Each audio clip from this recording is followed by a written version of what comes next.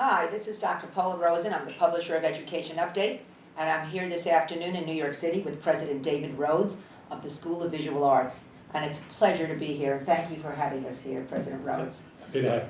We were last here in 2003, and then we couldn't stay away. So we came again in 2007. And here we are again. It's finally 2012. And I know that many, many new things have happened at this dynamic, growing School of Visual Arts. So, first of all, you have many more buildings now. We're in 18 buildings in total at the moment. We've added one building down on Ludlow Street as a dormitory. We've added academic space at 132 and then 136 West 21st Street. We've also added further academic space at 335 West 16th Street, and we've added a theater at 333 West 23rd Street. It's actually two theaters, but we call it seats, the two theaters together seat about 750. We host, in part, the Tribeca Film Festival. Oh. We host our own film festivals. Coming this March, we're going to be hosting a BBC Film Festival on films of design. So one of the things that we had hoped to accomplish, which is having a real world-class theater with world-class projection and sound, we've managed to do. In fact, there's at this point unnamed because we don't have a deal yet, studio that wants to use one of the theaters to help mix sound on actual feature-length films. So what they do is they come in, they bring in their sound mixing equipment, they project the film on the screen, and they make sure that it sounds right. And the sound editors like to do that actually in a real theater. So we may be doing that, which will open up internships for students and other interesting arrangements. I was going to ask if the theater was primarily the concept for students to showcase their own work, and do they do films here as well at SVA? Or is it to also collaborate with outside organizations to do showings for the general audience and people in New York City? It's supposed to be a cultural destination, so it's primarily collaboration. There are certain blocks when we reserve the theater for student use. We run our own end-of-the-year film festival, a film department, a festival of also a festival for animation. We run some of our MFA thesis defenses in the theater, graphic design rather, and design criticism and interaction design are all held there, so that we can have a larger audience, sufficiently large audience to fill 250 seats. What's the goal? Is to just an ever-increasing audience for that theater, or to, how are you trying to grow the theater? We would like to grow the audience of the theater. We want it to become the cultural destination, the cultural stop for Chelsea. Currently there is no central focus in Chelsea. We would like over time to become that, to use the theater in that way, so that it becomes a real drawing attraction to the neighborhood itself, and we're doing essentially a public service.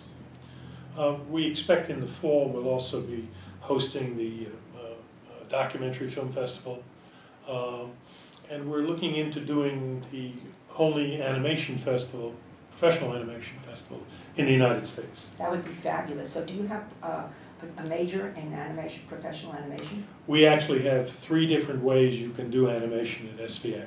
3 different programs. One is an undergraduate program in animation itself. Another is part of the computer art, computer animation, and special effects program. And the third is at the graduate level in the computer art program. That third group has been very successful actually in garnering a Student Academy Award. Program seems to win about 1 a year. The undergraduate program in computer art tends to, and the graduate program dominates a festival called Metro Cafe, festival for all of the animation programs in the Northeast area. catchment area runs from New Haven down to Philadelphia. And at the last one, I believe there were 25 films chosen, 14 of them from SVA. That's fabulous, absolutely fabulous. I have with us here, there's a team from Education Update, and one of our team is Mohammed Ibrar, who posed the following question. Your graduate programs are expanding in all fields of visual art and design, and what about the undergraduate programs? The undergraduate programs, the latest program there is Visual and Critical Studies. The undergraduate programs themselves are expanding slowly in a controlled manner, growing about 1 to 2% a year. It's not clear that we'll be adding any additional programs at the undergraduate level in the immediate future. We think that in terms of program expansion, it's likely to come at the graduate level. There are things we would like to do in design management. If we can find a way to do an interesting architecture program, we'd be interested in doing that. But at the moment, having grown so quickly at the graduate level, we think for the next 5 years what we're going to do is consolidate and ensure that all of the programs at the graduate level are functioning in the way that we want them to function, which is to say that they have at least 5 applicants for every place, if not more. We think the best programs have 10. So we will need to grow the applicant base by allowing the programs to mature without having to divert our resources to promote new programs. So for the next 5 years, we're going to be pretty much steady state, maybe a little growth here and there in various existing departments.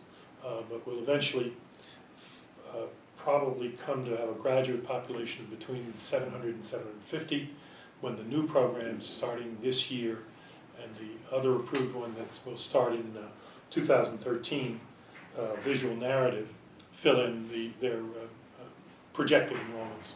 So what's the current graduate student enrollment? Current is 606. So you want to go up about 150? It's going to happen in the following way. We're opening a program in design and social innovation. That'll have 50. We're opening a program in products of design. That'll have 36. We're opening a program in critical theory in the arts. That'll have 14. And then we're opening, as I said, a visual narrative program, and that will eventually have 50 over 3 years. So we will very quickly get from 600 to 750. What is a visual narrative program? Can you just explain? This is one of our low residency programs. Visual narrative is a sequence of drawings, paintings, or other works of art that are actually put down on a page, and they tell a story. And they tell it rather than in words, they tell it visually, although there may be words added. Is that like silent movies? Like The Artist? They could be silent. What I think will come out of our program is greater use of video and actually moving images.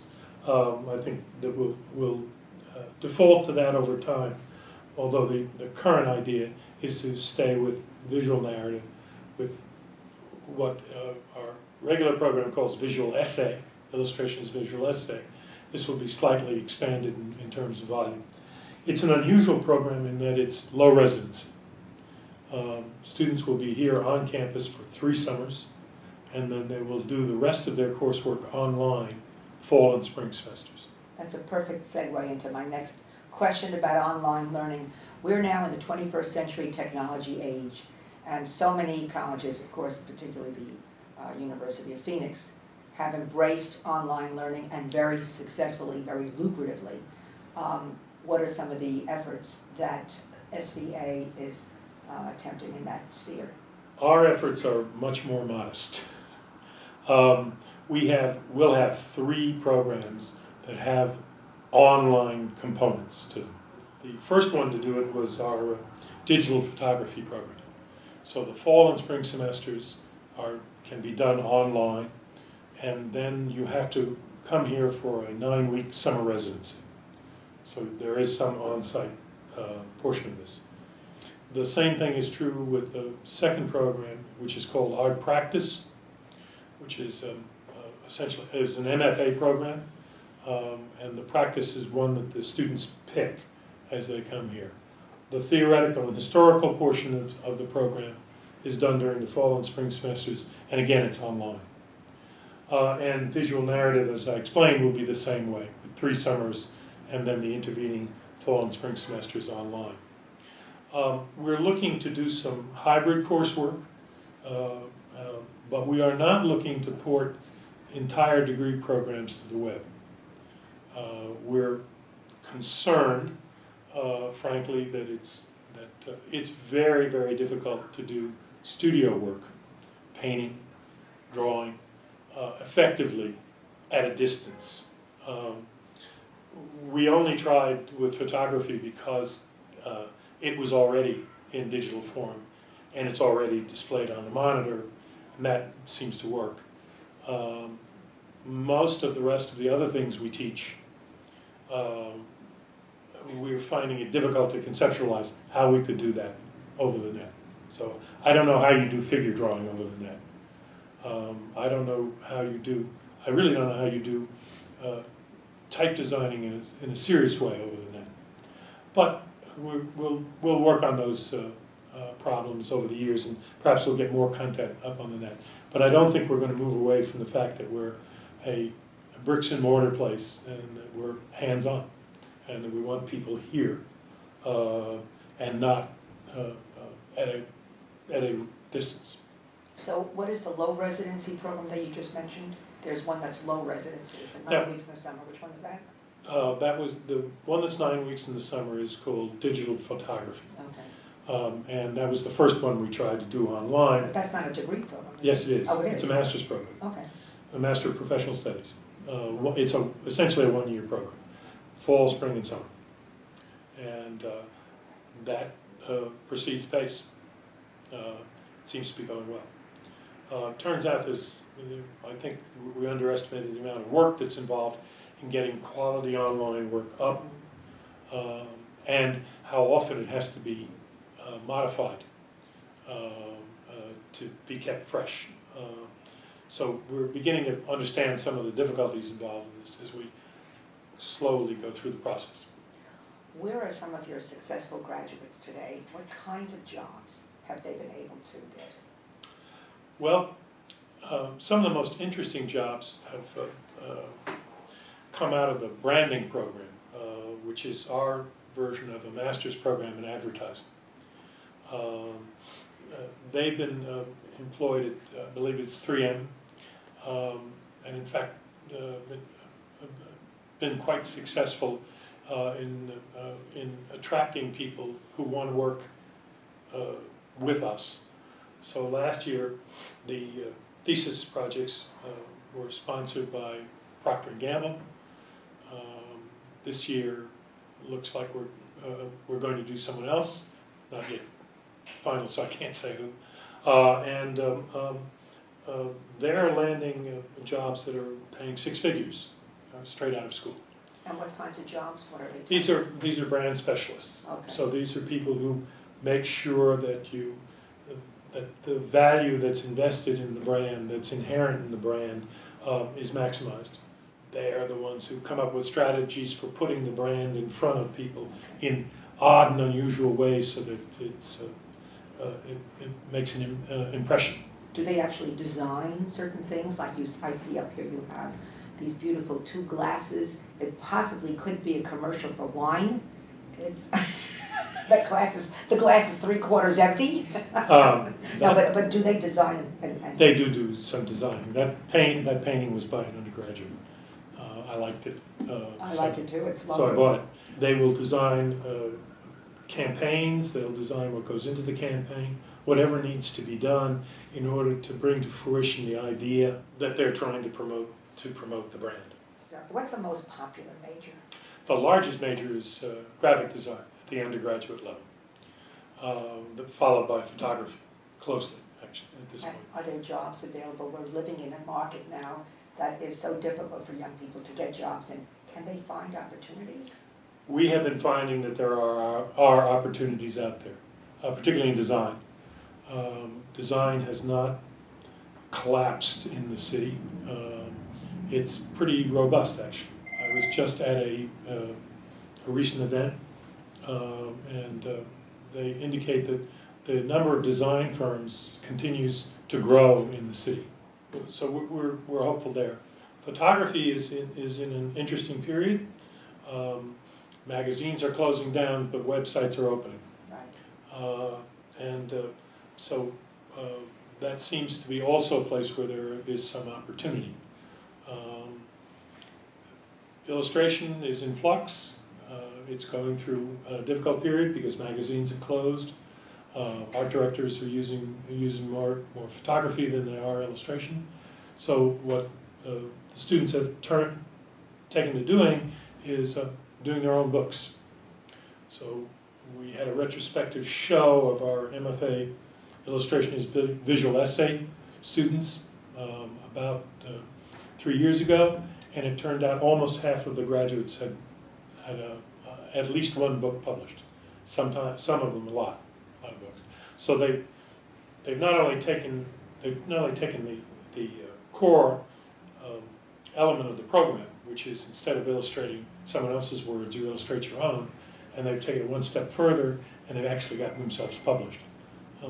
I found it refreshing as a way to see how clever they were in going about staying with what their dream was. Did they self-publish, or were these commercial publishers? These were all Houses? commercial. Terrific. They weren't doing vanity publishing. I wanted to ask you about the role and the place of interdisciplinary studies. Several years back, I spent some time with Robert Rauschenberg in Lafayette, Louisiana, and he spoke with great ardor and love of Black Forest College, in a place where he met Merce Cunningham and where he really flourished as an artist. I just wondered whether here at SVA, is there encouragement, or is there a place for interdisciplinary studies? We tried to do some interdisciplinary studies through visual and critical studies at the undergraduate level. Many people talk about interdisciplinarity, and then very few people actually do it. It's quite difficult. The interesting thing about Black Mountain is that it wasn't an art school. It was a liberal arts college. In fact, it was a liberal arts college that shut down each summer, packed itself away, and then when students came back in the fall, they reconstructed the college. It became a haven in the late 40s for artists, and almost all the artists that you see from that period at some point or other seem to have passed through Black Mountain. Unfortunately, it's now closed. It was able to have the kind of interdisciplinarity that it did because it was a liberal arts college.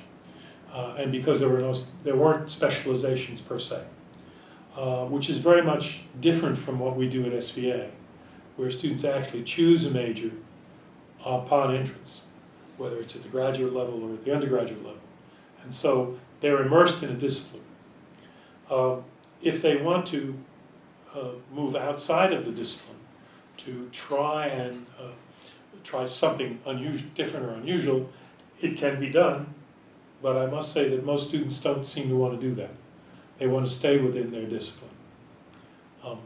So even as we hear that disciplinary walls are crumbling, students, at least here, are voting with their feet to stay within their discipline and more fully engage in the discipline rather than move from one discipline to another.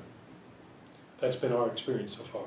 That's really interesting, because in a recent interview about the new education endeavor at Roosevelt Island, and I'm sure everybody's familiar with that, they talk about hubs of learning. And I found that to be very interesting, because that word has not been used in education or academia. Very often you think about the hub of a car, of a tire, but hubs of learning, so that in a sense it's a little bit of the interdisciplinary as well. You're gathering people who have similar interests but bring different knowledge and experience to bear. So I just wondered if you had any Well, I mean, comments on that. if you've got enough hubs closely situated, as I expect that they will on Roosevelt Island, since there's no place else to go, and then you will have people move from one hub to another as interest and dictates. And that's an interesting model, particularly at the graduate level, where you're bringing together people who are very advanced already in one area or another, and putting them in contact with people from other areas, different areas, and hoping for some form of interaction, cross-pollination, whatever, however you might want to describe it, that leads to something new and interesting. You know, I certainly wish Cornell well in that endeavor. Cornell and Technicon. Yes, Technicon, of course. What about study abroad opportunities for your students and international students flowing into SVA? Is there an interchange of that sort? Rather large one, particularly with international students coming to SVA. 22% of the undergraduates are international, and 32% of the graduate students are international students. So there's a large influx into SVA. At the same time, we run a series of exchange programs with institutions primarily in Europe. For their students come about 20 or 30 per year to SVA for a term, and our students go to Europe for a term, usually in the junior year. And then we run a series of summer programs called SVA Abroad in Barcelona, Arles, Florence, Shanghai, and a few other places.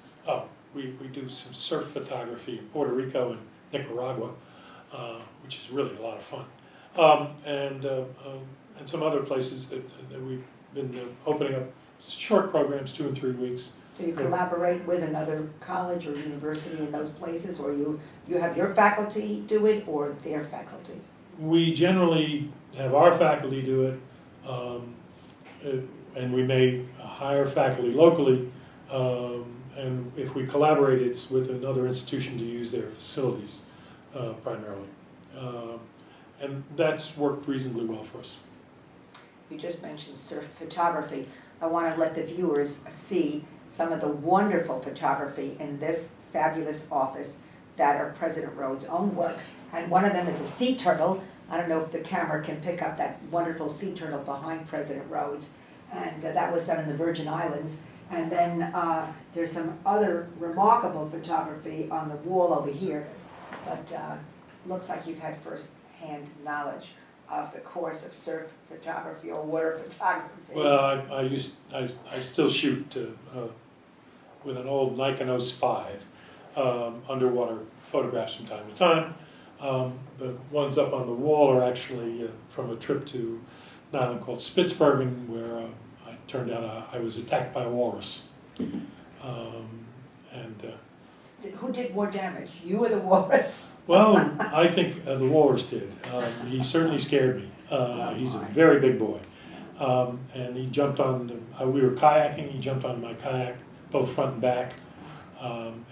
Actually, at one point came up directly beside me, and the guide pushed him away with a paddle before he had an opportunity to fall over on me. Were you injured? No, Oh. just a little scared. What a scary experience. It's the only large animal I've ever had an encounter with who's tried to hurt me. Not this past August, the August before. I was in Africa, and I was able to have a picnic with 3 African elephants. And the male, who was 46 years old, I was able to walk underneath his head without bending over. He's that tall. And he was just terrific. I've swum with dolphins, and they were fine, even though they're 5 times my size. They seem to have no animosity towards me. I guess I invaded his turf, and even though he wasn't supposed to be there, that's what the naturalist said. We were stuck in the ice floe. He was also stuck on the ice pack. We had to be rescued by a reinforced hull Russian freighter, which cut a path for us to get out of the ice floes. Which, Did the walrus follow that path too? I don't know. He disappeared when the Zodiac came out to chase him away, and that was the last we saw of him. That's a very interesting experience, though. When we visited you last in 2003, we asked you what some of the areas that you wanted to expand. And I just wanted to revisit some of that. So the theater is a new area that Yes. you have added. And a writing program on criticism, you said you wanted to do that. Have you done that? We have. Actually, we have two of them, with a third one coming on. We've got a program in writing and criticism, an MFA program, 2-year program. We have a 2-year program in design criticism, and we're opening a 1-year program in critical theory in the arts, which is not a writing program, but is a critical program. This fall, we've accomplished, I think, all of what we had intended to do in that area. Right. You also spoke about online learning options, of which you mentioned a few that you're doing, and product advertising. So your branding is what you Branding is what we've done in place of as an advertising program, because in this day and age it's thought that most of advertising is really about reinforcing brand identification or branding. I think you said there was we've also we will be introducing in the fall of 2012 our products of design program, and we're also opening a program in design for social innovation. Can you explain a little bit about that? Sure.